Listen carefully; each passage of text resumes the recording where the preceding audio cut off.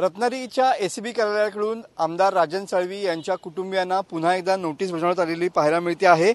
राजन साळवी यांची पत्नी अनुजा आणि त्यांचा भाऊ दीपक यांना ही नोटीस बजावण्यात आलेली पाहायला मिळते आहे।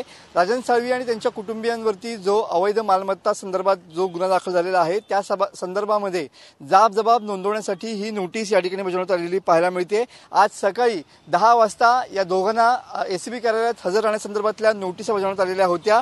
मात्र माझे नातेवाईक हे रत्नागिरी शहरात नसल्यामुळे आज चौकशीला आपण हजर राहणार नसल्याचं स्पष्टीकरण या ठिकाणी राजन साळवी आणि त्यांच्या कुटुंबियांनी दिलेलं पाहायला मिळतंय आणि त्यांच्या या विनंतीला या ठिकाणी एसीबी कार्यालयाने सुद्धा दुजोरा दिलेला आहे।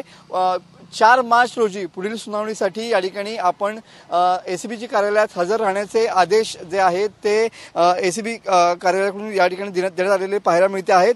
शहरात नसल्याने चौकशीला हजर राहता येणार नसल्याचं पत्र राजन साळवींनी एसीबीला दिलेलं होतं आणि त्यानंतर एसीबीकडून या दोघांनाही आज चौकशीसाठी हजर न राहण्याची मुभा या ठिकाणी एसीबीने दिलेली पाहायला मिळते। आता 4 मार्च रोजी राजन साळवी यांचे भाऊ आणि त्यांची पत्नी या दोघांचे जबाब नोंदवण्यात येणार आहेत आणि त्याचप्रमाणे अटकपूर्व जामीन अर्ज मंजूर करताना सुद्धा एसीबी कार्यालयात 4 मार्च पासून राजन साळवी आणि त्यांच्या कुटुंबियांना या ठिकाणी हजेरी लावण्याचे कंपल्शन सुद्धा या ठिकाणी न्यायालयाने केलेलं या ठिकाणी पाहायला मिळत आहे।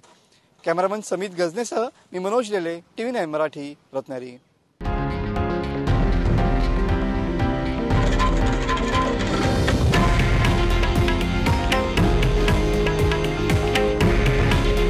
हे आहे देशातील नंबर 1 न्यूज नेटवर्क आणि आपण पाहत आहात TV9 मराठी।